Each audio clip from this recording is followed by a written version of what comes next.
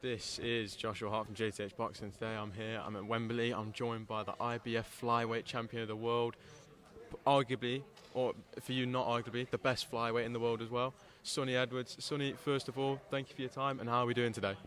Yeah, doing good. I mean, we're at the end of, I guess, my press tour.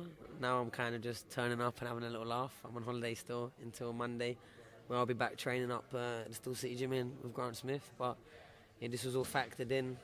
I knew they wanted me from like the 20th to the 30th, so yeah, 10 days off, and just it's been like a boxing holiday. It's been great, to be honest. I've been Disneyland, I've been to the Orlando Magic training facilities, had a game on the court.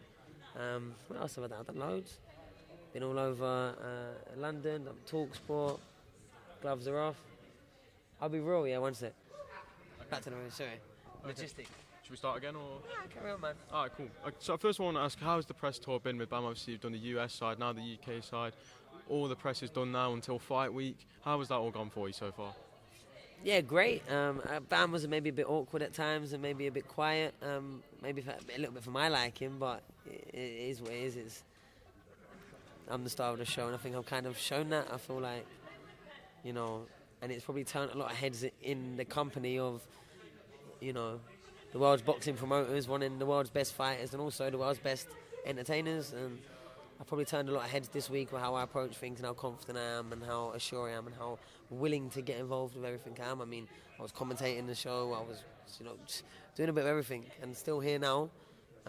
You know, I'm coming straight from here. Come down just to watch a press conference show like Chev and Ellie and a few of the other lads support. And I'm going to go to my old boxing club, Lynn. You know, they're reopening it. I'm glad that Eddie's got behind it, stopping it getting closed down. So, you know, I did have quite a few amateur boxing clubs, I'll be real, but Lynn was definitely one of them. And, yeah, I'm just absorbing it. By the time I get back, I've got 11 weeks, full hard training. I'm already in good shape. My weight's already great. If anything, I probably needed 10 days just to pull back a little bit and let my body just, you know, catch up where my mind was trying to take it, you know. One thing that I'd like to highlight from the press tour, when you were at the TalkSport Towers, you went on the punch machine, and one thing that people always talk about with you is that he's a good boxer but he can't punch. You actually scored higher than BAM on the punch machine. What do you have to say about that? Just because I don't mean I can't.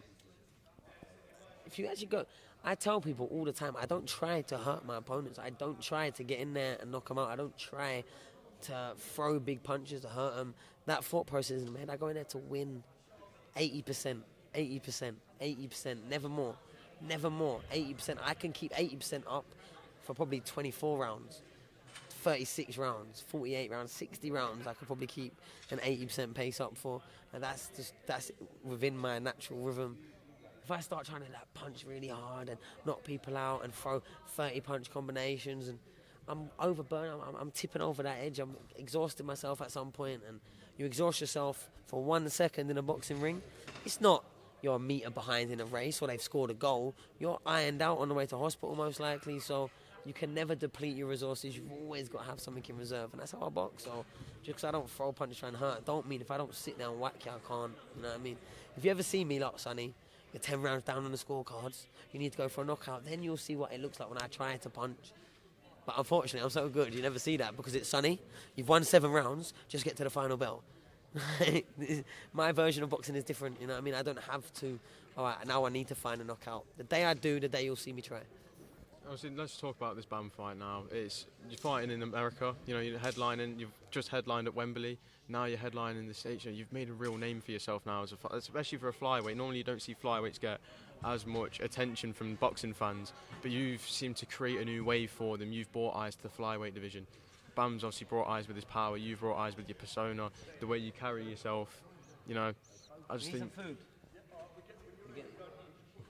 Obviously you brought a whole set of new eyes to the flyweight division, haven't you? Maybe. I think in Britain it maybe started a little bit of like my brother, even like the Andrew Selby's, Paddy Barnes, sort of brought it a little bit more. But I'm the one that's really sort of, you know, penetrated the market, I guess, and I'm breaking America, I guess, in a big fight, big money, big exposure, big promotion. And it's everything that it needs to be and everything it should be. So whether it's me, I've been having a long run up. I've been as out there and at every show meeting the fans, being at the press conferences. The reason why I've got such good relationships with everyone in boxing is I've been around. I don't come and earn my money and disappear. I fight, and then within the next 2 weeks, I'm at the next show. I'm in a change room in a corner now. I'm commentating a show now. I'm at the press conference. I'm at the weigh-in tomorrow, meeting everyone, talking to everyone, having a relationship with the fighters, and it's probably pushing me that much further that now people are taking it a bit more serious because I can fight like fuck as well. So I'm not just someone that's just about. But I'll be real, I've got no other passion other than boxing, really. So just outside of me performing it, I still want to watch it. I still want to go to the shows. I still want to go to the events. It's a great circus to be a part of. Once you're a part of it, you're getting a part of it now. You crack into the old media circle. Like, look, you can see over there all the people that have been doing the show and the circuit. You know, they go to the hotels together. They go out tonight to get out at night together. They discuss things. They become friends. It's a circus. Boxing is a circus, and you meet the same faces, the same security, the same Charlie Parsons and Kugan Cassiuses, and it's a circus. And it's when you have a good name and a good face there, it's a nice buzz to be around all the time. It's exciting. It's fast life. Do you know what? I like that. I like that a lot. I like the way, because with me, the reason why I've started all this is because I'm passionate about it. At school, I was well behaved, but I didn't get the best grades. So I was like, I want to do something I'll enjoy, something that I'll get out of bed for in the morning. I'll say, you know what, I'm excited for today. And that's why I've got started doing this. I don't get paid. I'm doing this off my own back. I've done 4 shows in 4 weeks, all unpaid. I'm just doing it for the pure enjoyment of the sport. I think you can see that from someone like yourself. You've turned something that was passionate from a young age to a living for you now. And I feel like even though I'm not a boxer, I'm 17. I can look at you and see, if you put your mind to something, you can achieve greatness. Yeah, and it's just about thinking about it enough times that make you act around it enough times, no matter whether you're religious, karma, positive thinking, the secret, whatever your beliefs are. If you have something in your mind, you have it in your heart, you're going to keep walking towards it. Do you know what I mean? And you're going to get further and further and further. And if you don't take no for an answer and you're respectful and you deal with the room, but you also create your own niche. So 4 shows, what, all in London or all about the place? I did Fury and Ngannou press conference. Then I went to the box off show in Telford. So that one was obviously a little small where they had loads of local fighters fighting, representing their city. Then I did Joyce Zhang, and then I'm here this week as well for Opetaia Thompson. And how are you finding the investment to do that? Do you have a job? Do you have So while I'm at college doing a journalism course, obviously they let me take time off to do this, but I also work at McDonald's. That £8.22 an hour, it's sweet money. It funds everything I do for this. It's funded my equipment, it funds my travel, and it allows me to do something I enjoy. Because obviously working at McDonald's, I hope my employers don't see this. I'm not going to say I enjoy the job that much. You're not supposed to. They know that. No, not but they don't want you to either. Yeah, I know, but that's the thing. But obviously, me working there, it allows me to do something I enjoy and push for something that I do enjoy, and this is what I enjoy. I enjoy coming to these. I'm just a fan of the sport, and coming down and talking to someone like you. Like I just said to you off camera, I've been watching you since before the Braithwaite fight. If I sat here this time last year, I would have laughed at myself and said I'm going to be interviewing Sonny Edwards or I'm going to be interviewing Jai Opetaia or even be around an event like this. But you don't know what life's going to throw at you, do you? Yeah, and I'll be real. Yeah, do you know what people overlook? Yeah. You can wake up tomorrow, change your haircut, change what clothes you got on, and act like anyone and anything. As long as you can believe it confidently and go all the way through it, you can become anyone. I could change my personality 100 times a day if I want to.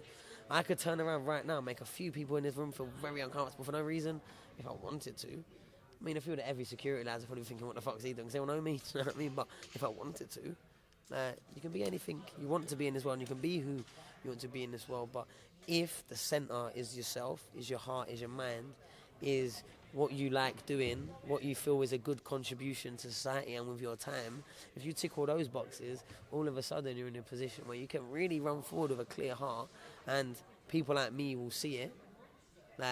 You're not bigging yourself up, I'm asking you the questions to find out the information, but it's impressive to me that as a young 17-year-old, come up, you look like everyone else here, you've got the camera, you look better than some of them got phones, you got the mic, customised. So what I'm saying is, you've gone out your own back, £8.22. You might have got some gifts. There might have been a mum or a dad or whatever. I don't know. Yeah. But the fact that you're taking your time at this time, when I'll be real, at 17, all I was doing was boxing and chasing around after girls. You know what I mean? That's all I was doing. I wasn't trying to do nothing business minded or thinking about. I was just an amateur. I didn't care, not about money or anything.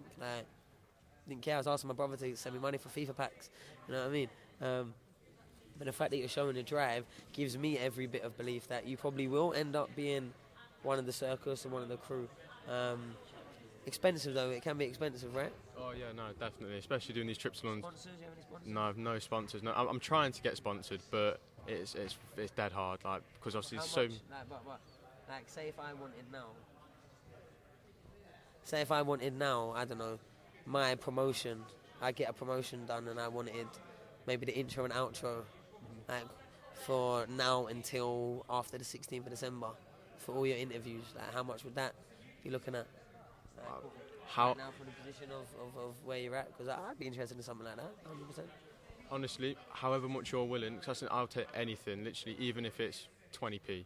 If 20p is better. Okay. Well, what we're going to do is we're going to cut that bit out, yeah? We're not going to talk about, like, low prices like that. What we're going to do is we're going to say that, yeah, we'll speak about it off camera, yeah?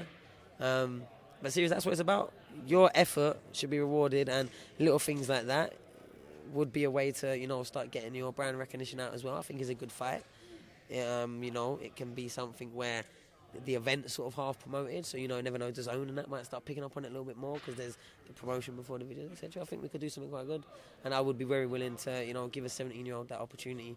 Also, I'm very interested in speaking to you off camera because I've got some thought processes, other stuff after this, but yeah, I think we should do something, because at the end of the day, I'm really impressed by, you know, everything you've done, and unfortunately, just by, like, and I hope you get here, yeah? I probably spent more money in a club for an hour in Orlando on drinks I didn't drink than, you know, like, it would take you to invest in maybe what you need, you know what I mean? So what would I rather do? Both, you know what I mean?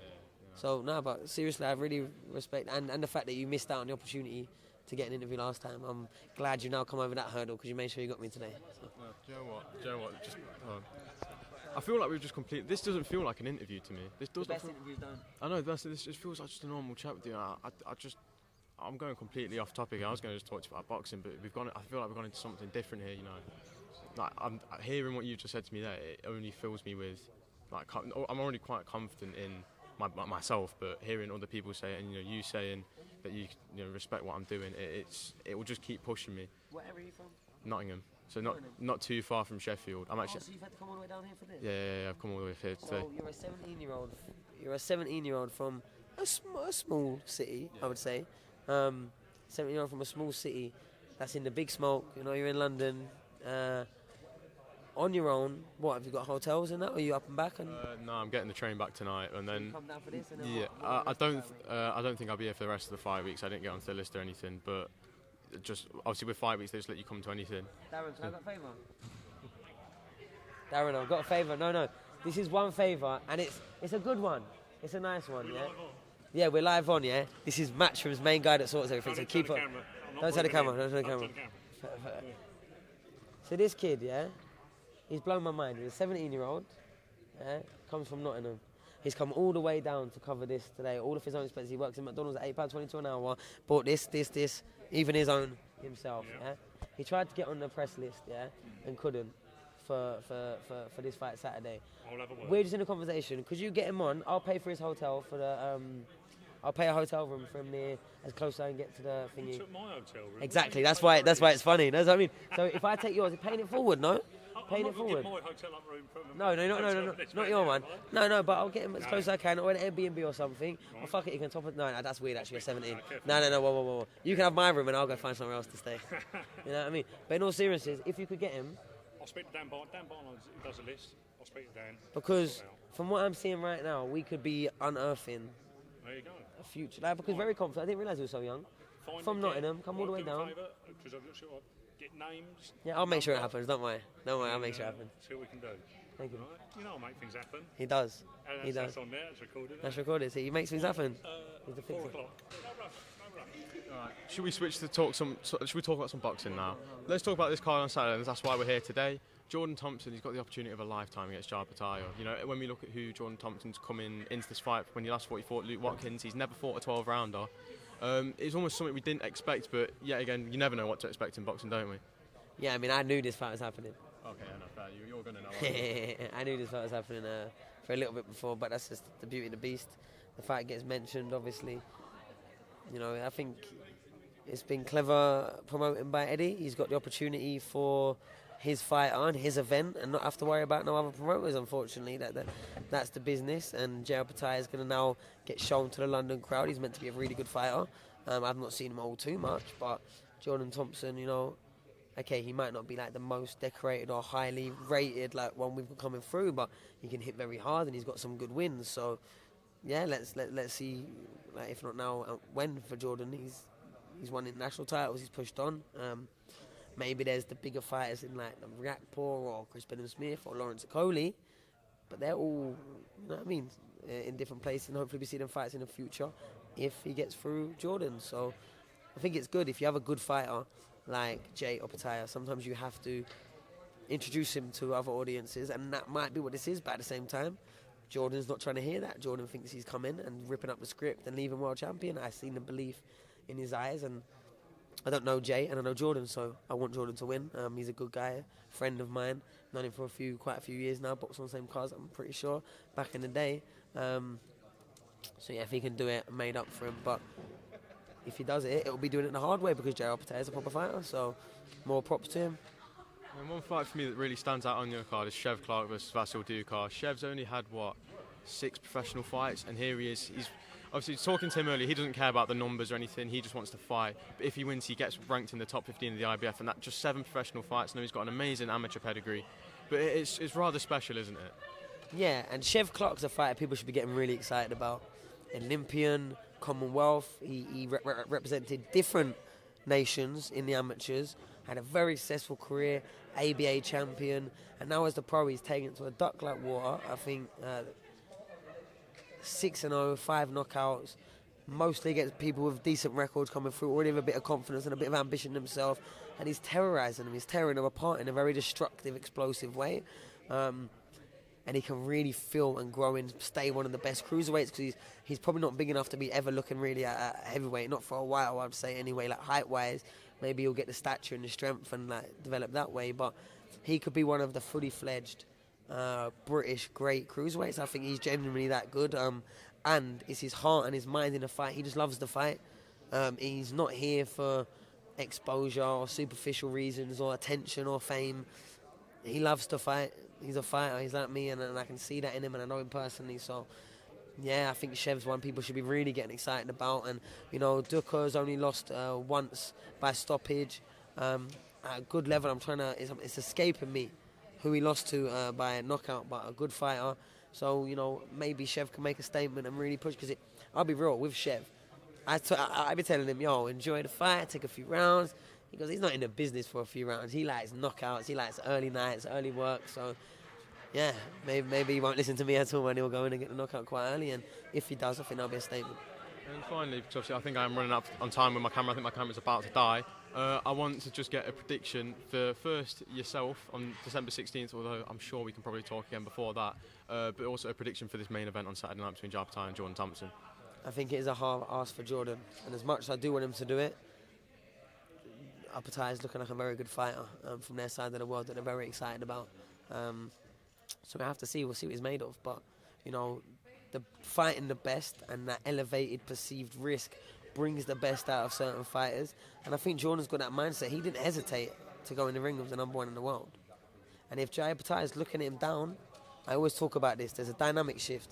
If you're looking down on a fighter thinking they're easy work, and they're looking up at you thinking that you might be the best they ever get in the ring with, the one that's looking up gets a 15% boost. Their adrenaline goes up, their camp goes up. They're the one I've been there on both sides.